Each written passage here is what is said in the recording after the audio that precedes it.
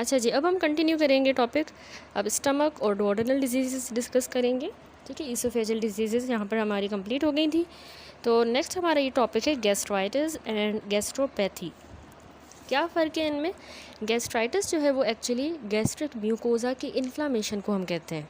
ठीक है, आइटिस तो इन्फ्लामेशन को डिनोट करता है, जबकि गैस्ट्रोपैथी का मतलब है ऐसी कंडीशन जहाँ पे एपिथेलियल या एंडोथेलियल डैमेज हो जाए म्यूकोज़ा का, लेकिन बिना इन्फ्लामेशन के वो डैमेज हुआ हो। ठीक है, विदाउट इन्फ्लामेशन अगर डैमेज हो, एपिथेलियल या एंडोथेलियल डैमेज हो, तो उसको हम कहेंगे गैस्ट्रोपैथी।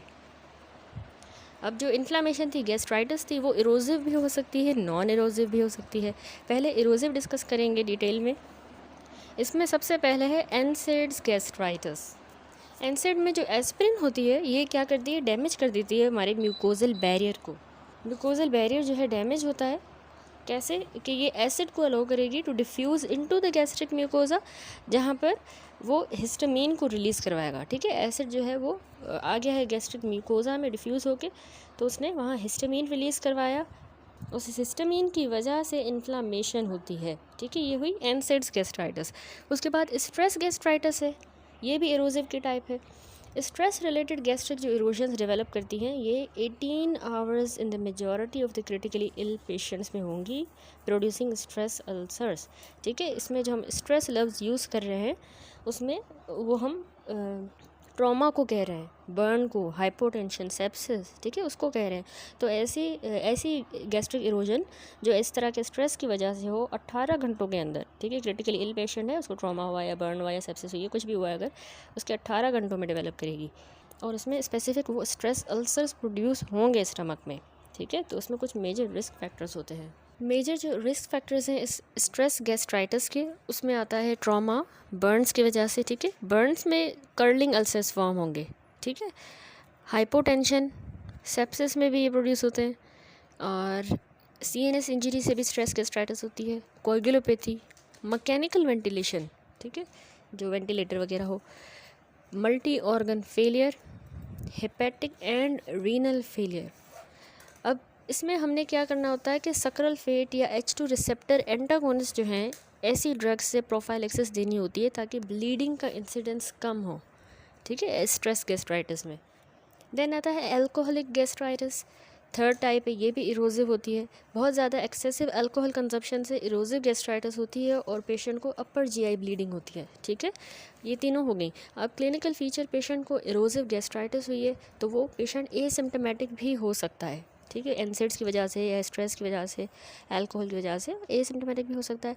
लेकिन अगर वो सिम्प्टोमेटिक होगा तो उसको एनोरेक्सिया, नोजिया, एपिगैस्ट्रिक पेन होगा, और हार्ट बर्न भी जो है उसके फीचर्स हो सकते हैं। अगर यही गैस्ट्राइटिस परसिस्ट रही तो स्लो लॉस होता रहेगा ब्लड का, जिसकी वजह से पेशेंट को आयरन डेफिशिएंसी, अनीमिया हो जाएगी। ठीक है, तो मोस्ट जो कॉमन मैनिफेस्टेशन है क्लिनिकली हमें मिलती है ऐसे पेशेंट्स में, वो अपर जीआई ब्लीडिंग होती है, जो उसको हेमेटिमेसिस की फॉर्म में भी हो सकती है या मिलेना की फॉर्म में। ठीक है, ब्लड इन द वॉमिटस या फिर blood in the stool, clinical feature हो गए। एक और होती है पोर्टल हाइपरटेंसिव गैस्ट्रोपैथी। ये क्या है? पोर्टल हाइपरटेंशन जो है उसकी वजह से गैस्ट्रिक जो म्यूकोज़ा है और सब म्यूकोजल कंजेशन हो जाती है, कैपिलरीज़ की भी और वेन्यूल्स की। ठीक है, हेपेटाइटिस में या सिरोसिस में जैसे लिवर श्रिंक हो जाता है तो पोर्टल वेन पर प्रेशर पड़ता है और पोर्टल हाइपरटेंशन होती है। तो उससे जो गैस्ट्रिक की जो म्यूकोज़ा में जो कैपिलरीज़ हैं उसके म्यूकोज़ा, सब म्यूकोज़ा में वो कंजेस्टेड होंगे और वेन्यूल्स भी कंजेस्टेड होंगे। तो ऐसे पेशेंट्स में अचानक से, वो कंजेस्टेड है ना तो प्रेशर भी ज़्यादा है उनमें, तो अचानक से हेमेटिमेसिस हो सकती है, या सडनली मतलब वॉमिट में ब्लड आएगा, या फिर इंसीडियसली उनको आयरन डेफिशिएंसी एनीमिया होगी, फीकल ऑकल्ट ब्लड लॉस होता रहेगा, आयरन डेफिशिएंसी एनीमिया। तो इसीलिए पोर्टल हाइपरटेंशन को हमने रूल आउट करना होता है अगर पेशेंट को अपर जीआई ब्लीडिंग हो रही है। ठीक है, अगर कोई पेशेंट आया है हेमेटिमेसिस या मिलेना के साथ, अपर जीआई ब्लीडिंग के साथ, या पेशेंट जो है हेमेटिमेसिस या मिलेना के साथ आया है अपर जीआई ब्लीड के साथ, तो आपने उसमें पोर्टल हाइपरटेंशन को लाजमी रूल आउट करना है। ठीक है, और पोर्टल हाइपरटेंशन को रिड्यूस करने के लिए आप क्या दोगे? प्रोफाइलेक्टिकली बीटा ब्लॉकर्स जैसे प्रोपेनोलोल है, ये आप दोगे ताकि पोर्टल हाइपरटेंशन रिड्यूस हो और ब्लीडिंग प्रिवेंट हो आगे ना। उसके बाद ये टेबल बना हुआ है जिसमें डिफरेंशियल डायग्नोसिस गिवन है एपिगैस्ट्रिक पेन की। पेशेंट अगर एपिगैस्ट्रिक पेन के साथ आता है तो और क्या कंडीशंस हो सकती हैं, डिफरेंशियल्स क्या हो सकते हैं? पेप्टिक अल्सर हो सकता है, ठीक है। गैस्ट्रो ईसोफेजियल रिफ्लक्स डिजीज़, गर्ड की वजह से भी एपिगैस्ट्रिक पेन हो रहा है। गैस्ट्रिक कैंसर में भी होता है। बिलियरी ट्रैक्ट डिजीज़ अगर कोई हो तो वो भी एपिगैस्ट्रिक पेन करवाती है, ठीक है। वो चाहे फिर बाइल का फ्लो ऑब्स्ट्रक्ट हो गया है तो उसकी वजह से, क्योंकि प्रेशर पड़ रहा होता है, या गाल ब्लेडर में भी अगर इन्फ्लामेशन हो रही है या सराउंडिंग स्ट्रक्चर में, तो उसमें भी पेशेंट को एपिगैस्ट्रिक पेन होता है। या स्टोन है अगर कोई, बिलियरी कॉलिक है। इसी तरह कोई पेनक्रेटिक डिजीज़ अगर है पेशेंट को, जैसे अक्यूट पेनक्रेटाइटिस हो गया, क्रोनिक पेनक्रेटाइटिस, या पेनक्रेटिक कैंसर भी है, तो उसमें भी एपिगैस्ट्रिक पेन होता है। फूड पॉइजनिंग में एपिगैस्ट्रिक पेन होगी। वायरल गैस्ट्रोएंटेराइटिस, और इसके अलावा फंक्शनल डिस्पेप्सिया। फंक्शनल डिस्पेप्सिया एक ऐसी क्रॉनिक कंडीशन होती है जिसमें इनडाइजेशन के सिम्टम्स होते हैं, यानी पेशेंट को एपिगैस्ट्रिक पेन होता है और उसको उसका कोई भी क्लियर अंडरलाइंग स्ट्रक्चरल या बायोकेमिकल कॉज नहीं होता, ठीक है। इनडाइजेशन ही की वजह से बस एपिगैस्ट्रिक पेन हो रहा है। यानी इसके जो सिम्टम होते हैं ना, 3 महीने या उससे ज़्यादा टाइम से पेशेंट को होते हैं अपर एब्डोमेन में। वो यानी बस पेशेंट को फंक्शनल जीआईटी डिसऑर्डर होता है, एपिगैस्ट्रिक पेन के सिम्टम होते हैं, और ब्लोटिंग, और जैसे खाना खा लेता है तो फुलनेस महसूस होती है, अर्ली सैटिस्फैक्शन मतलब महसूस होती है, नोशिया होता है, ठीक है। इसको फंक्शनल डिस्पेप्सिया कहते हैं। तो उसमें एपिगैस्ट्रिक पेन हो रहा है। तो उसके बाद आती है गैस्ट्राइटिस और गैस्ट्रोपैथी हम पढ़ रहे थे। तो इरोसिव गैस्ट्राइटिस हम डिस्कस कर रहे थे, उसकी इन्वेस्टिगेशंस क्या होंगी। सबसे पहले तो हमने अपर जीआई एंडोस्कोपी करवानी होती है, जिसको हम कहते हैं गैस्ट्रोस्कोपी, ठीक है। फिगर भी बना हुआ है, उसी से हम डायग्नोस करेंगे, ठीक है। ट्रीटमेंट हम जो करेंगे इरोसिव गैस्ट्राइटिस में, वो एक तो कॉज पर डिपेंड करता है। यानी नंबर 1, अगर एनसेड इंड्यूस्ड गैस्ट्राइटिस है, ठीक है, तो उसको हम कैसे ट्रीट करेंगे। हमने वो ड्रग ही पेशेंट को स्टॉप करवा देनी है, या उसका डोज रिड्यूस करेंगे, या फिर हम उसको मील्स के साथ, खाने के साथ देंगे, ठीक है। अगर ड्रग को स्टॉप करना पॉसिबल नहीं है, कोई ऐसी कंडीशन है कि पेशेंट को एस्पिरिन लेनी ही लेनी है या एनसेड्स लेनी है, तो फिर आप उसको दें, लेकिन उसके साथ ओमिप्राजोल जो है ऐड कर दें। Proton pump inhibitor omeprazole 40 milligram रोज़ाना एक उसके साथ खाएगा पेशेंट, या फिर उसके साथ सक्रालफेट दे दें। 1 ग्राम सक्रालफेट होती है जो 4 टाइम डेली लेनी होती है। कब लेनी है? 1 आवर बिफोर मील, और प्लस उसके साथ H2 blocker just like famotidine जो है, ये भी 20 मिलीग्राम डेली लेगा, ठीक है, सक्रालफेट के साथ फेमोटिडीन। थर्ड, या फिर आप मिज़ोप्रोटोल जो कि एक साइटोप्रोटेक्टिव ड्रग है, ये भी आप उस एस्पिरिन के साथ ऐड कर सकते हो, ठीक है। तो कॉज को ट्रीट किया या फिर इस तरह से एडजस्टमेंट की। दूसरे जो स्ट्रेस गैस्ट्राइटिस हो रही थी, जिसमें डिफरेंट रिस्क फैक्टर्स हमने डिस्कस किए, उसमें आप प्रोफाइलैक्सिस देते हो सक्रालफेट की, या H2 ब्लॉकर्स देते हो, ठीक है। क्रिटिकली इल जो पेशेंट होते हैं उनमें सक्रालफेट और H2 ब्लॉकर, या फिर और अगर ब्लीडिंग जो है हो रही है ऐसे पेशेंट्स में स्ट्रेस गैस्ट्राइटिस में, तो आप कंटिन्यूस IV इन्फ्यूजन दोगे H2 ब्लॉकर्स की, ठीक है, लाइक फेमोटिडीन, वेनेटिडीन, ये IV में दोगे इन्फ्यूजन कंटिन्यूस, या प्रोटॉन पंप इनहिबिटर भी उसकी जगह पे दे सकते हो IV में, एज वेल एज सक्रालफेट की सस्पेंशन भी उसको पीने के लिए हम दे सकते हैं ओरली, तो अगर ब्लीडिंग हो रही है, ठीक हो गया। थर्ड, जो हमने पोर्टल हाइपरटेंसिव गैस्ट्रोपैथी डिस्कस की, उसमें आप पोर्टल हाइपरटेंशन को, प्रेशर को रिड्यूस करने के लिए प्रोपेनोलोल जो एंडराल के नाम से आती है, ये आप बीटा ब्लॉकर दोगे ताकि उसकी पोर्टल प्रेशर डिक्रीज़ हो। और अगर उसमें ब्लीडिंग हो रही है तो ब्लीडिंग को स्टॉप करने के लिए हम ऑक्ट्रियोटाइड देते हैं, ठीक है, जो सेंडोस्टेटिन के नाम से आता है, एक ड्रग है। और ये एक्चुअली सोमेटोस्टेटिन एनालॉग ही होता है, जो वेजो कॉन्स्ट्रिक्शन करता है, ब्लीडिंग को स्टॉप करता है, ठीक है। अगली जो टाइप हमने कहा वो है गैस्ट्राइटिस की नॉन इरोसिव गैस्ट्राइटिस। अब इसकी जो डायग्नोसिस है नॉन इरोसिव गैस्ट्राइटिस की, ये हिस्टोलॉजिकल असेसमेंट पर बेस्ड होती है। जो हमने म्यूकोजल बायोप्सी ली उसकी हम हिस्टोलॉजिकल असेसमेंट करते हैं, ठीक है, यानी उसमें किस तरह के हमें सेल्स मिल रहे हैं उसके बेसिस पे हम इसको डायग्नोस करते हैं। हाँ, अगर इसमें हम एंडोस्कोपी जब करवाएंगे तो वो हमें नॉर्मल ही मिलेगी, क्योंकि ये नॉन इरोसिव है, कोई हमें लेजन नज़र नहीं आएगी एंडोस्कोपी पे, बट बायोप्सी में हमें सेल्स मिलेंगे इन्फ्लामेटरी। वैसे भी जनरली अगर बात की जाए तो गैस्ट्राइटिस एक हिस्टोलॉजिकल डायग्नोसिस है, ठीक है, आदो, लेकिन इसको हम एंडोस्कोपी पे कर सकते हैं, वो भी अगर इरोसिव हो तो। नॉन इरोसिव सिर्फ हिस्टोलॉजी पे होगा। तो नॉन इरोसिव की टाइप्स में आता है हेलिकोबैक्टर पाइलोरी गैस्ट्राइटिस, ठीक है, जो हमें एंडोस्कोपी पे बिल्कुल ये सही नज़र आएंगी टाइप्स, हिस्टोलॉजी में मसला नज़र आएगा, इन्फ्लेमेटरी सेल्स में आएंगे। H pylori gastritis, pernicious anaemia gastritis जो कि ऑटोइम्यून गैस्ट्राइटिस कहलाती है, और थर्ड है मेनेट्रियस गैस्ट्राइटिस, ठीक है। तो ये नॉन इरोसिव में आ गई। अब सबसे पहले टाइप जो है हेलिकोबैक्टर पाइलोरी गैस्ट्राइटिस, ये देखें, ये प्रिंसिपली एंट्रम को अफेक्ट करती है, और इसमें हेलिकोबैक्टर पाइलोरी जो बैक्टीरिया है इसकी प्रेजेंस होगी साथ में ऑन द सरफेस एपिथेलियम के ऊपर, ये होगा सरफेस एपिथेलियम। एक मैं आपको एंड में टेबल दिखाऊंगी कि गैस्ट्राइटिस को हम अक्यूट और क्रोनिक में भी जो है क्लासीफाई करते हैं, ठीक है। अक्यूट गैस्ट्राइटिस जो इरोजिव भी हो सकती है, हेमरेजिक भी। दूसरी क्रोनिक होती हैं जिसमें ये एच पाइलोरी आ गई, पर्निशियस आ गई, पोस्ट गैस्ट्रेक्टमी आ गई, ठीक है। और क्रोनिक में क्रोनिक स्पेसिफिक और नॉन स्पेसिफिक है, ठीक है। तो मैं आपको एक्सप्लेन करूँगी। अभी जो हम एच पाइलोरी गैस्ट्राइटिस पढ़ रहे हैं ना, ये भी क्रोनिक ही है। मोस्ट कॉमन जो क्रोनिक गैस्ट्राइटिस का कॉज है वो यही होता है। तो एंट्रम को ये इन्वॉल्व करता है, वहाँ होगी और एच पाइलोरी होगा सरफेस पे, और ये ग्राम नेगेटिव रॉड होता है एच पाइलोरी जो गैस्ट्रिक म्यूकोजा में इन्फ्लामेशन करवाता है। जब आप पैथोलॉजी इसकी देखेंगे, बायोप्सी ली आपने, हिस्टोलॉजिकल असेसमेंट की, तो उसमें आपको इन्फ्लामेटरी सेल्स मिलेंगे, लेकिन कौन से? Lymphocytes and plasma cells. वो जो अक्यूट गैस्ट्राइटिस हमने डिस्कस की जो इरोजिव होती है, उसमें हमें mainly neutrophils predominant inflammatory sales मिलते हैं सुपरफिशियल एपिथेलियम में, ठीक है। जो अल्कोहल, एस्पिरिन या एसिड्स की वजह से हो रहा था उसमें न्यूट्रोफिल्स, यहाँ पे हमें लिम्फोसाइट्स और प्लाज्मा सेल्स मिलेंगे। तो इन्फ्लामेशन इसमें डीपर गैस्ट्रिक ग्लैंड तक भी एक्सटेंड कर सकती है, ठीक है। सिर्फ इन्फ्लामेशन, बैक्टीरिया ऊपर ही रहेगा और ग्लैंड तक जाएगा इन्फ्लामेशन, तो डिस्ट्रक्शन होगी एंट्रल म्यूकोजल ग्लैंड्स की, तो गैस्ट्रिक एट्रोफी हो जाएगी। इंटेस्टाइनल मेटाप्लेजिया जो लीड कर सकता है to dysplasia and ultimately carcinoma develop कर सकता है, ठीक है। पहले इंटेस्टाइनल मेटाप्लेजिया उसमें होता है, फिर डिस्प्लेजिया और अल्टीमेटली कार्सिनोमा। तो ये एच पाइलोरी गैस्ट्राइटिस। तो अब इसके लिए एच पाइलोरी के लिए इन्वेस्टिगेशंस हम कौन सी करवाएंगे? नॉन इन्वेजिव टेस्टिंग है जिसमें सबसे पहले सीरोलॉजिकल टेस्ट करवाएंगे।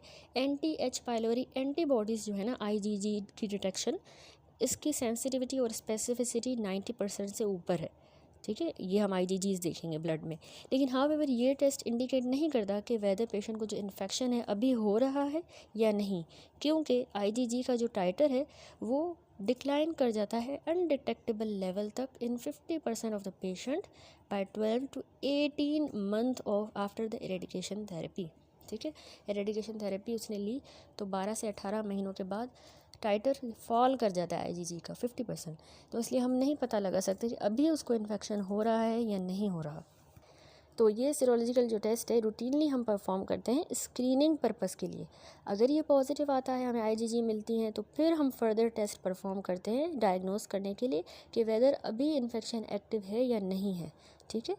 जो कि यूजुअली इसमें क्या होगा कि हम एंडोस्कोपी करेंगे और म्यूकोजा की बायोप्सी लेंगे ताकि हम हिस्टोलॉजिकली देख पाएँ कि उसमें एच पाइलोरी है या नहीं। पहले हम ये सीरोलॉजिकल करके फिर करते हैं बायोप्सी और एंडोस्कोपी। अगला नॉन इन्वेजिव है फीकल एंटीजन टेस्ट। सीरम में देखिए अब फीकल एंटीजन टेस्ट क्या है? एच पाइलोरी का जो एंटीजन है वो हमने स्टूल में डिटेक्ट करना है और इसकी सेंसिटिविटी और स्पेसिफिसिटी 90% से ज़्यादा है। फीकल हमें मिल गया एंटीजन पॉजिटिव अगर आ गया तो इसका मतलब है पेशेंट को एक्टिव इन्फेक्शन चल रहा है, ठीक है। तभी तो फीसिस में हमें मिला है एंटीजन एक्टिव इन्फेक्शन। तो अब प्रोटॉन पंप इनहिबिटर्स जो होते हैं ना, ये सप्रेस करेंगे एच पाइलोरी को, जिसकी वजह से हमें फ़ाल्स नेगेटिव रिजल्ट्स भी मिल सकते हैं। यानी हमें नेगेटिव, आप पेशेंट PPI खा रहा है ओमेप्राजोल वगैरह, तो हमने एंटीजन टेस्ट किया, पेशेंट को एच पाइलोरी है, लेकिन हमें उस PPI की वजह से नेगेटिव मिला रिज़ल्ट, ठीक है। तो उसको हम कह रहे हैं फॉल्स नेगेटिव, जबकि एक्चुअली है इन्फेक्शन। तो इसीलिए हमने PPI इनहिबिटर्स जो है ना 2 हफ्ते पहले, जब भी पेशेंट का फीकल एंटीजन टेस्ट आपने करवाना है, उसको कहना है कि आप प्रोटॉन पंप इनहिबिटर 2 हफ्ते नहीं खाएंगे, उसके बाद ये टेस्ट परफॉर्म होगा, ठीक हो गया। थर्ड जो नॉन इन्वेजिव टेस्ट है वो है C13 यूरिया ब्रेथ टेस्ट, ठीक है। यूरिया का मॉलिक्यूल जो है इसमें रेडियो लेबल किया जाता है non radioactive isotope carbon 13 के साथ, ठीक है। तो ये टेस्ट भी हम परफॉर्म करते हैं, बहुत क्विक होता है, सेंसिटिव भी है, स्पेसिफिक भी है, ओवर 90%। पॉजिटिव अगर हमें टेस्ट मिले तो उसका मतलब है पेशेंट को एक्टिव इन्फेक्शन है, इसमें भी पॉजिटिव का मतलब है एक्टिव इन्फेक्शन है। तो हमने क्या करना होता है कि कार्बन डाइऑक्साइड मेजरमेंट हम करते हैं कार्बन डाइऑक्साइड 13 की in breath after injection of isotope labelled carbon 13। पहले उसको आइसोटोप लेबल खिलाया, उसके बाद हम उसके ब्रेथ में चेक करेंगे, ठीक है। इसके लिए हमें मास स्पेक्ट्रोमीटर की भी ज़रूरत होगी, ठीक है। ये टेस्ट जो है हम आल्सो यूज़ करते हैं to demonstrate the eradication of organism following the treatment, कि अब ट्रीटमेंट के बाद वो इरेडिकेट हो गया है या नहीं। इसमें एक्चुअली मैकेनिज़्म यही होता है कि एच पाइलोरी के पास एंजाइम होता है ना यूरिएज, तो ये यूरिया को अमोनिया में ब्रेक डाउन करता है अमोनिया में और कार्बन डाइऑक्साइड में। तो जब हम उसको C13 यूरिया खिलाएंगे तो वो जब पेशेंट खाएगा, फिर जब हम उसका ब्रेथ सैंपल लेंगे तो उसमें वो कार्बन डाइऑक्साइड 13 लेवल वाली ही होगी, ठीक है, जो आइसोटोप वाली, क्योंकि वो उसी का ब्रेकडाउन वाला प्रोडक्ट है जो उसने एक्सहेल किया ब्रेथ में। एक्सेल तभी करेगा जब उसकी बॉडी में H पाइलोरी होगा, क्योंकि H पाइलोरी में ही यूरिएज है जो उसको ब्रेक डाउन करेगा, ठीक है। तो अगर ब्रेथ में हमें मिल रही है तो हम पॉजिटिव कहेंगे, test is positive. Non radioactive isotope होता है तो इसलिए ये हम चिल्ड्रन और प्रेग्नेंट वुमेन में सेफली यूज़ कर सकते हैं, ठीक हो गया। ये हो गया non invasive testing for H pylori. अब इन्वेजिव टेस्ट हम H पाइलोरी के लिए कौन सी इन्वेस्टिगेशन करेंगे? सबसे पहली है एंडोस्कोपी। एंडोस्कोपी में हमने हिस्टोलॉजी लेनी होती है। एंडोस्कोपी हमने सिर्फ H पाइलोरी की डायग्नोसिस के लिए नहीं कर रहे इन the majority of the cases, but क्योंकि जो नॉन इन्वेजिव टेस्ट हमने पहले डिस्कस किए वो भी सेंसिटिव होते हैं, ठीक है, तो वो भी हम कर सकते हैं। ज़रूरी नहीं कि सिर्फ एंडोस्कोपी से ही करें। जब एंडोस्कोपी हम परफॉर्म करेंगे तो वो हमें हेल्प करेगा डिटेक्शन ऑफ इन्फेक्शन में, ठीक है, वो भी पता चलेगा इन्फेक्शन है या नहीं, और बाकी कॉम्प्लिकेशंस भी एंडोस्कोपी से पता चलेंगी, ठीक हो गया। तो एंडोस्कोपी करते वक्त ही हम गैस्ट्रिक म्यूकोजा के साथ ही बायोप्सी भी ले लेते हैं H पाइलोरी को डिटेक्ट करने के लिए, हिस्टोलॉजी के लिए फिर हम डिटेक्ट करेंगे।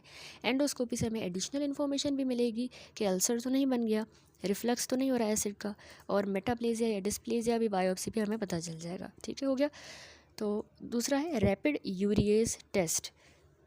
ये भी एंडोस्कोपी के ही अंडर आता है, क्योंकि गैस्ट्रिक बायोप्सी जो है उसको वही हमने एंडोस्कोपी के थ्रू ही ली ना, तो उसको हम ऐड करते हैं यूरिया सॉल्यूशन में, ठीक है। यूरिया का सॉल्यूशन होता है, उसमें फिनोल रेड एडिड होता है। उस यूरिया के सॉल्यूशन में जो फिनोल रेड वाला है उसमें हमने गैस्ट्रिक बायोप्सी डाल दी। अगर H पाइलोरी प्रेजेंट होगा तो उसका अपना जो यूरिएज एंजाइम है उस बैक्टीरिया का, H पाइलोरी का, वो यूरिया को स्प्लिट करेगा और अमोनिया रिलीज़ करेगा। अमोनिया रिलीज़ होगी तो pH एल्कलाइन होगी, रेज होगी सॉल्यूशन की, तो रैपिड उसमें कलर चेंज आ जाएगा। फिनोल रेड था, अब उसमें कलर चेंज होगा। तो ये टेस्ट जो है इसकी सेंसिटिविटी भी 90% से ज़्यादा है, और ये जल्दी रैपिड मीन होता है for the detection of H pylori infection. जल्दी हमें बताएगा इन्फेक्शन है या नहीं, ठीक है। रैपिड यूरिएज टेस्ट होता है, यूरिया ब्रेथ टेस्ट, ये बायोप्सी के थ्रू हम कर रहे हैं ये वाला। थर्ड, अगला एंडोस्कोपी में ही आ जाता है बायोप्सी, जो हमने की थी।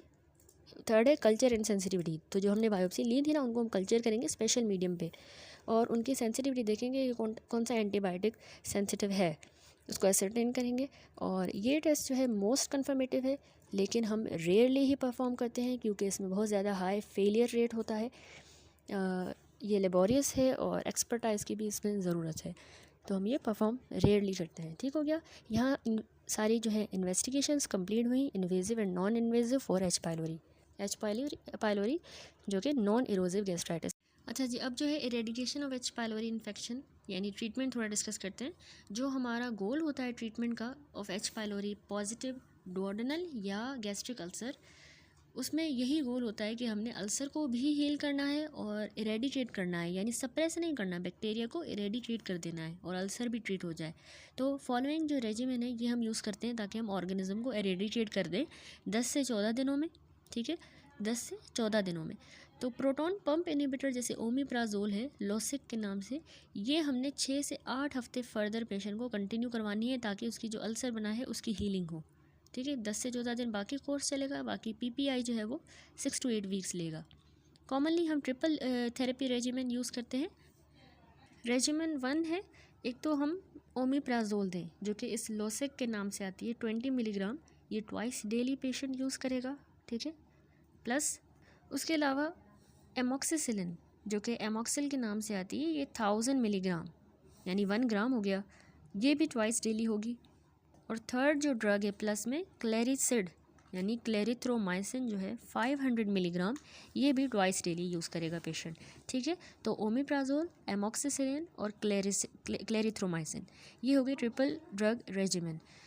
नंबर 2 हमारे पास होती है दूसरी भी रेजिमेन है, उसमें क्या है, यही लॉसिक जो है ओमिप्राजोल 20 मिलीग्राम, ये ट्वाइस डेली पेशेंट यूज़ करेगा, लेकिन इसके साथ प्लस टेट्रासाइक्लिन ये 500 मिलीग्राम 4 टाइम्स डेली पेशेंट ये लेगा, ठीक है। ओमिप्राजोल के साथ ये टेट्रासाइक्लिन, ओमिप्राजोल ट्वाइस डेली लेकिन टेट्रासाइक्लिन 4 टाइम डेली। इसके अलावा इस सेकंड रेजिमेन में मेट्रोनिडाजोल, ये लेकिन पेशेंट जो है 250 मिलीग्राम मेट्रोनिडाज़ोल लेगा, ये 4 टाइम्स डेली, ठीक है, रोज़ाना ये भी 4 बार लेगा। इसके साथ प्लस में बिस्मथ चीलेट, ठीक है, बिस्मथ चीलेट कॉमनली हमारे पास पाकिस्तान में CBS के नाम से आती है, 120 मिलीग्राम, ये भी 4 बार ही लेगा रोज़ाना, ठीक है। तो ये 4 ड्रग थेरेपी हो गई। पहली हमने 3 ड्रग थेरेपी पढ़ी, ठीक है, जिसमें ओमिप्राज़ोल, एमोक्सिसिलिन और क्लेरिथ्रोमाइसिन। ये जो 4 ड्रग थेरेपी है इसमें भी ओमिप्राज़ोल के साथ टेट्रासाइक्लिन और मेट्रोनिडाज़ोल के साथ ये CBS जो है बिस्मथ चीलेट, तो इसमें भी ये सारी ड्रग्स 4-4 बार ही ले रहा है रोज़ाना। मेट्रोनिडाज़ोल, बिस्मथ चीलेट भी 4 बार, टेट्रासाइक्लिन 4 बार, लेकिन ओमिप्राज़ोल इसमें ट्वाइस डेली ले रहा है, ठीक हो गया। तो ये हो गई therapies.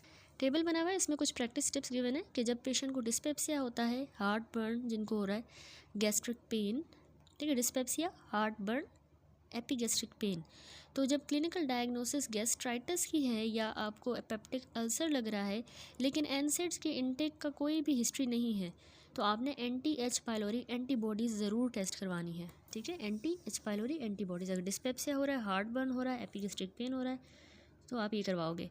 Majority of the cases में एंडोस्कोपी हम परफॉर्म करते हैं और बायोप्सी स्पेसिमेन जो होता है ना, वो हम लैब के लिए सेंड कर देते हैं histological detection of H pylori के लिए, ठीक है। एक तो हमने एंटीबॉडी से चेक करवाई ज़्यादातर, फिर हम एंडोस्कोपी करके स्पेसिमेन भेजते हैं बायोप्सी के लिए। After eradication therapy of 10 to 14 days, जब पेशेंट ने खा लिया, कोर्स कर लिया, तो फिर हमने PPIs मैंने आपको बताया 6 से 8 हफ्ते कंटिन्यू रखने होते हैं। अगर फिर भी पेशेंट को सिम्टम परसिस्ट कर रहे हैं तो फिर आप fecal H pylori antigen test करवाओगे, फिर करवाओगे, ताकि आप इरेडिकेशन को कंफर्म करो कि भाई कंप्लीटली कोर्स हो गया है, अभी तक इरेडिकेट हुआ या नहीं हुआ, तो फीकल एंटीजन से पता चलेगा। क्योंकि ट्रीटमेंट फेलियर आजकल इतना अनकॉमन नहीं है, यानी कॉमन है, और इसके लिए फिर हमने दूसरी रेजिमेंट देनी होती है, ठीक है। तो इस तरह से आपका प्रोटोकॉल होता है, ट्रीटमेंट प्रोटोकॉल। नॉन एरोसिव गैस्ट्राइटिस की पहली type H pylori induced gastritis complete हुआ। अगली जो टाइप है हमारे पास वो होती है पर्निशियस अनीमिया गैस्ट्राइटिस। ये भी क्रोनिक गैस्ट्राइटिस की टाइप है, इसको हम ऑटो इम्यून क्रोनिक गैस्ट्राइटिस भी कह सकते हैं, ठीक है। तो इसमें क्या है, ऑटो इम्यून डिसऑर्डर है जिसमें फंडस, वहाँ पर एंट्रम इन्वॉल्व हो रहा था H पाइलोरी में। यहाँ पे जो फंडिक ग्लैंड होते हैं स्टमक के, जो कि इंट्रिंसिक फैक्टर भी सिक्रीट कर रहे होते हैं और एसिड भी सिक्रीट कर रहे होते हैं, तो वो इस ऑटो इम्यून डिसऑर्डर में इन्वॉल्व होते हैं, ठीक है, फंडिक ग्लैंड्स। अब इसमें जो एंटीबॉडीज़ बनी हैं, क्योंकि ऑटो इम्यून डिसऑर्डर है, वो एंटीबॉडीज़ पैराइटल सेल्स को डिस्ट्रॉय कर देती हैं और एसिड का इंट्रिंसिक फैक्टर दोनों का लॉस हो जाता है। इंट्रिंसिक फैक्टर की अब कमी हो गई तो उससे पर्निशियस अनीमिया होगी, क्योंकि हमें पता है इंट्रिंसिक फैक्टर विटामिन B12 की अब्जॉर्प्शन के लिए ज़रूरी होता है, ठीक है। तो B12 भी अब्सॉर्ब नहीं होगा। दूसरा, एसिड का लॉस हो रहा है, एसिड की लॉस से ए क्लोराइडिया होगा, ए क्लोराइड्रिया की वजह से, यानी एसिड बिल्कुल एब्सेंस ऑफ एसिड है, गैस्ट्रिक एसिड, तो उससे हाइपर गैस्ट्रिनीमिया होगा। गैस्ट्रिन हमें पता है एसिड को सिक्रीट करवाता है, तो वो उसके रिस्पॉन्स में ज़्यादा सिक्रीट होगा कि भाई एसिड तो है ही नहीं, तो मैं ज़्यादा सिक्रीट होऊंगा, तो उससे कार्सिनोइड ट्यूमर हो सकता है, जो कि 5% ऑफ पेशेंट्स में ऐसे होता है। गैस्ट्रिक एडिनोकार्सिनोमा का रिस्क 3 to 4 फोल्ड ज़्यादा है पर्निशियस अनीमिया में, ठीक है, इस हाइपर गैस्ट्रिनीमिया की वजह से। नॉन एरोसिव गैस्ट्राइटिस की दूसरी टाइप हो गई, ठीक है। इस ऑटो इम्यून जो गैस्ट्राइटिस है, क्रोनिक गैस्ट्राइटिस, इसमें याद रखिएगा कि एंड्रम स्पेयर हो रहा है, फंडस इन्वॉल्व हो रहा है, ठीक है।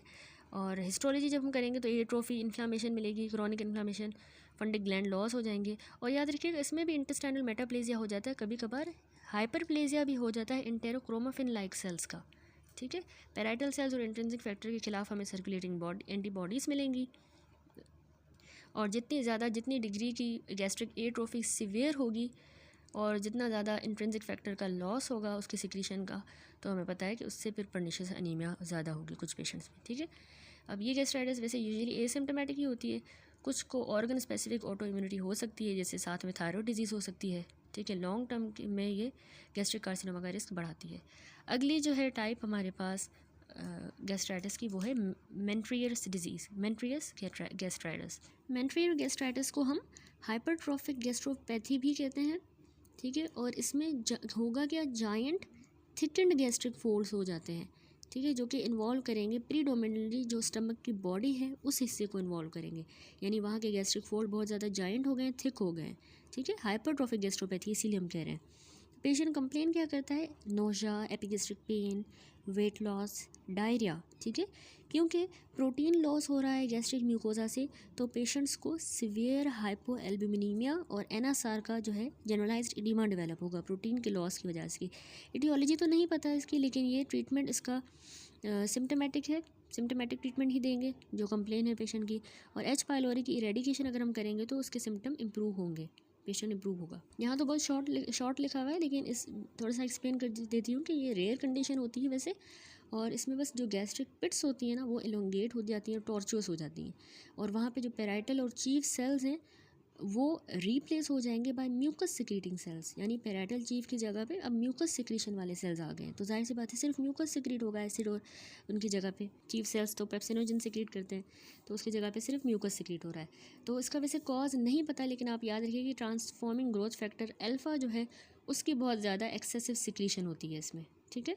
तो उसके नतीजे में म्यूकोजल फोल्ड जो है बॉडी ऑफ द स्टमक और फंडस के जो है वो म्यूकोजल फोल्ड बहुत ज़्यादा इनलार्ज हो जाएंगे, जायंट हो जाएंगे, ठीक है।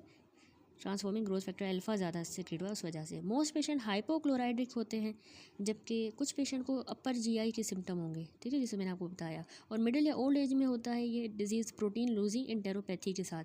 ये प्रोटीन जो मैंने आपको बताया लूज़ हो रहा है एनएसआर का और हाइपोएल्ब्यूमिनीमिया हो रहा है। ये क्यों हो रहा है? इसलिए कि जो एक्सुडेशन हो रही है गैस्ट्रिक म्यूकोजा से, उसमें एक्सेसिव प्रोडक्शन हो गई, उसमें म्यूकोजल फोर्स में जो है म्यूकस सिक्रीटिंग आ गए हैं ना सेल्स, तो एक्सुडेशन हो रही है, उसकी वजह से प्रोटीन भी लूज़ हो रहा है एक्सुडेट में। एक्सुडेट तो प्रोटीन रिच होता है, ठीक हो गया, यहाँ तक समझ आ गया। फिर आपने ऐसे मेंट्री डिजीज़ में जब एंडोस्कोपी करवाई तो एंडोस्कोपी में भी आपको वही इनलार्ज बड़े बड़े से नोड्यूलर कोर्स फोल्ड नज़र आएंगे। आल्दो बायोप्सी जो है इतनी डीप हमने नहीं ले सकेंगे ताकि हमें सारे हिस्टोलॉजिकल फीचर पता चलें। ट्रीटमेंट यही होता है कि अब बहुत ज़्यादा सिक्रीशन हो रही है, म्यूकस सिक्रीटिंग ग्लैंड है, तो हम एंटी सिक्रीटरी ड्रग्स दें, ठीक है। डायरिया भी हो रहा था इस वजह से, तो हम एंटी सिक्रीटरी ड्रग जैसे प्रोटॉन पंप इनहिबिटर्स को विथ या विदाउट ऑक्ट्रियोटाइड देंगे, ठीक है। और इससे जो है प्रोटीन लॉस रिड्यूस हो सकता है। एच पाइलोरी की इरेडिकेशन भी इसमें इफ़ेक्टिव होती है ऐसे पेशेंट्स में, लेकिन अगर पेशेंट अनरिस्पॉन्सिव है तो फिर उनकी हमें पार्शल गैस्ट्रेक्टमी करनी पड़ती है, ठीक हो गया। ये हो गई मेंट्रियर्स गैस्ट्राइटिस। ये लास्ट में एक टेबल है कॉमन कॉजेज़ ऑफ गैस्ट्राइटिस का, ये मैं आपको एक्सप्लेन कर रही थी। ये डेविडसन में कॉमन कॉजेज़ ऑफ गैस्ट्राइटिस का अच्छा टेबल बना हुआ है, जिसमें उसने क्लासीफाई कर दिया है कि या तो अक्यूट गैस्ट्राइटिस होगी जो कि ऑफन इरोजिव भी हो सकती है, हेमरेजिक भी हो सकती है। दूसरी क्रोनिक नॉन स्पेसिफिक, फिर क्रोनिक स्पेसिफिक फॉर्म्स होते हैं। अक्यूटली जो गैस्ट्राइटिस हो जो इरोजिव या हेमरेजिक हो सकती है वो एस्पिरिन की वजह से या एनसेड्स से होती है, ठीक है। हेलिकोबैक्टर पाइलोरी से होती है जो इनिशियल इन्फेक्शन की वजह से, अगर वो वैसे क्रोनिक में करवाता है लेकिन इनिशियल इन्फेक्शन अक्यूट भी करवाएगा। अल्कोहल से, ये सारे हमने डिस्कस किए। अदर ड्रग्स जो है ना जैसे आयरन प्रिपरेशंस वो भी अक्यूट गैस्ट्राइटिस करवाती हैं, ठीक है, जो इरोजिव होती है मेनली। सिवियर साइकोलॉजिकल स्ट्रेस, जिसमें स्ट्रेस अल्सर्स भी बन रहे थे like burn, multi organ failure, central nervous system trauma. Bile reflux से, जैसे following the gastric surgery bile reflux होता है। वायरल इन्फेक्शन में cytomegalovirus, herpes simplex virus in the HIV AIDS, ठीक है, ये भी अक्यूट गैस्ट्राइटिस करवाएंगे। क्रॉनिक जो नॉन स्पेसिफिक गैस्ट्राइटिस है उसमें 3 टाइप्स हमने पढ़ी। H pylori infection, auto immune जो पर्निशियस एनीमिया हो रही थी जिसकी वजह से, और पोस्ट गैस्ट्रेक्टमी जो है उसमें भी क्रोनिक गैस्ट्राइटिस होगी। लेकिन क्रोनिक जो स्पेसिफिक फॉर्म्स हैं गैस्ट्राइटिस की जो क्रोनिक होती हैं उनमें एक तो इन्फेक्शन है, साइटोमेगेलो वायरस का इन्फेक्शन या ट्यूबरकुलोसिस, उसमें भी गैस्ट्राइटिस हो रही है। Gastrointestinal disease like Crohn disease में, सिस्टेमिक डिजीज़ में sarcoidosis, graft versus host disease, और इडियोपैथिक में ग्रेन्युलोमेटस गैस्ट्राइटिस, ठीक हो गया। दैट्स इट, यहाँ पर ये टॉपिक हमारा कंप्लीट हुआ। अब इनाम दानिश से हम ये क्विक टॉपिक रिव्यू करेंगे, रिवाइज़ करेंगे, ठीक है। सबसे पहले जो गैस्ट्राइटिस है उसको इसने डिफाइन किया है। गैस्ट्राइटिस का मतलब होता है inflammation of the gastric mucosa, जो अक्यूट भी हो सकती है क्रोनिक भी। तो अक्यूट गैस्ट्राइटिस जो है अक्यूट इन्फ्लामेशन हो जाए गैस्ट्रिक म्यूकोजा की, जो NSAIDs, alcohol, smoking, brain injury से जिसमें कुशिंग अल्सर्स होंगे, ठीक है, बर्न इंजरी में कर्लिंग अल्सर होंगे, ये BCQ आता है, ब्रेन में कुशिंग अल्सर, ठीक है। बर्न में क्योंकि जो है प्लाज्मा वॉल्यूम कम हो जाता है, डिक्रीज़ हो जाता है, तो गैस्ट्रिक की तरफ ब्लड फ्लो कम हो जाता है ना, इस्कीमिया होती है, और फिर सब्सिक्वेंट वहाँ डैमेज होगा, नेक्रोसिस होगी स्टमक लाइनिंग की म्यूकोजा की, तो इसलिए उसमें कर्लिंग अल्सर प्रोड्यूस होते हैं। थॉमस ब्लिज़ार्ड कर्लिंग ने इसको एक्सप्लेन किया था, तो उसी के नाम पे इसका नाम रखा गया है। और कुशिंग अल्सर क्या है, यानी अक्यूट गैस्ट्रिक इरोजन हो जो इंक्रीज्ड इंट्राक्रैनियल प्रेशर की वजह से या जब हेड को ट्रॉमा हो तो उसकी वजह से हो, तो उसको हम कुशिंग अल्सर कहते हैं। और इसका नाम हार्वे कुशिंग ने रखा है, ठीक है, जिसने इसको पहले डिस्क्राइब किया था, उनके साइंटिस्ट के नाम पे ही रखा गया है। तो इसका कुशिंग का तो वैसे एग्जैक्ट मैकेनिज्म नहीं पता, लेकिन कोई ऐसी कंडीशन जिसमें इंट्राक्रैनियल प्रेशर बढ़ जाता है, जैसे ट्यूमर या इंट्राक्रैनियल हेमरेज हो जाए, कोई न्यूरोसर्जिकल प्रोसीजर जिसमें इंट्राक्रैनियल प्रेशर बढ़े, ठीक है। तो इस इंक्रीज प्रेशर की वजह से वैगल न्यूक्लियाई जो होता है ब्रेन स्टेम में वो स्टिमुलेट होगा, और उसके स्टिमुलेशन की ओवर स्टिमुलेशन से वैगस नर्व क्या करेगी, गैस्ट्रिक एसिड की सिक्रीशन को इंक्रीज़ करेगी by parietal cells in the stomach. तो एसिड बहुत ज़्यादा होगा तो प्रोटेक्टिव मैकेनिज्म गैस्ट्रिक म्यूकोजा का ओवरवेलम होगा, एरोजन होगी और अल्सर फॉर्मेशन होगी। उस अल्सर को हम कह रहे हैं कुशिंग अल्सर, ठीक हो गया। इसी तरह यूरीमिया में भी एक्यूट गैस्ट्राइटिस होती है। यूरीमिया यानी जो waste product like urea, creatinine kidney failure वगैरह की वजह से ब्लड में ज़्यादा हो जाते हैं, ठीक है। तो ये वेस्ट प्रोडक्ट जाके इंटेस्टाइनल जो स्टमक की जो लाइनिंग है उसको इरिटेट करते हैं डायरेक्टली, GIT गैस्ट्रोइंटेस्टाइनल ट्रैक को, स्टमक लाइनिंग को, ठीक है। दूसरा किडनी फेलियर भी है साथ में, तो उससे भी डिक्रीज ब्लड फ्लो हो रहा है स्टमक की वजह से, तो लाइनिंग ज़्यादा ससेप्टेबल है डैमेज को। इसी तरह फिर स्ट्रेस अल्सर्स ये भी एक्यूट गैस्ट्राइटिस का ही कॉज बनते हैं, ठीक है।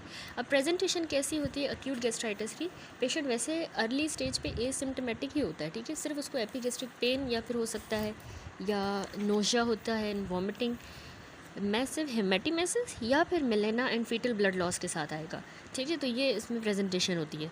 ट्रीटमेंट आपने अंडरलाइंग इन कॉजेज़ को ही ट्रीट करना है, और सिम्टोमेटिक ट्रीटमेंट देंगे आप एंटासिड्स, प्रोटॉन पंप इनहिबिटर्स और नोशिया वॉमिटिंग के लिए एंटी इमेटिक्स, ठीक हो गया। अगली जो टाइप है वो है क्रॉनिक गैस्ट्राइटिस। अब क्रॉनिक यानी इन्फ्लामेशन ही हो रही है गैस्ट्रिक म्यूकोजा की, लेकिन वो क्रॉनिक है, बहुत टाइम से क्रॉनिक।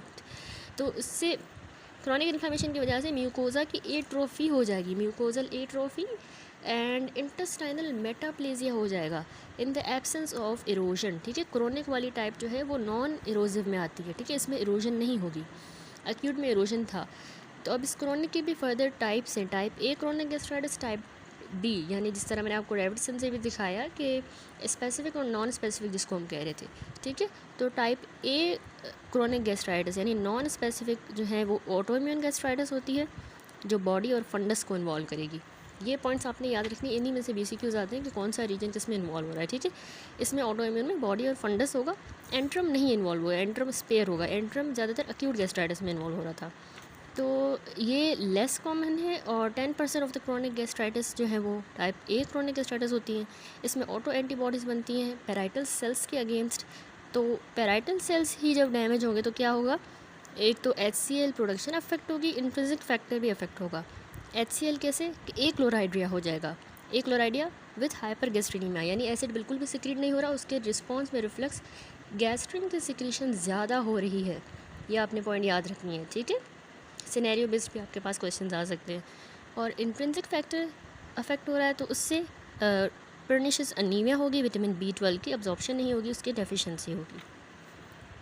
इसी की टाइप ए क्रोनिक गैस्ट्राइटिस की कुछ एसोसिएशंस है, पेशेंट को जो है कोई ऑटो इम्यून डिजीज़ साथ में हो सकती है, like Hashimoto thyroiditis, Addison disease, type 1 diabetes mellitus, gastric carcinoma, ठीक है। तो गैस्ट्रिक कार्सिनोमा का, गैस्ट्रिक एडिनो कार्सिनोमा का जो रिस्क है ये 4 फोल्ड ज़्यादा हो जाता है इसमें टाइप ए क्रोनिक गैस्ट्राइटिस में, यानी ऑटो इम्यून गैस्ट्राइटिस या पर्निशियस अनीमिया में गैस्ट्रिक एडिनो कार्सिनोमा बनता है, ठीक है।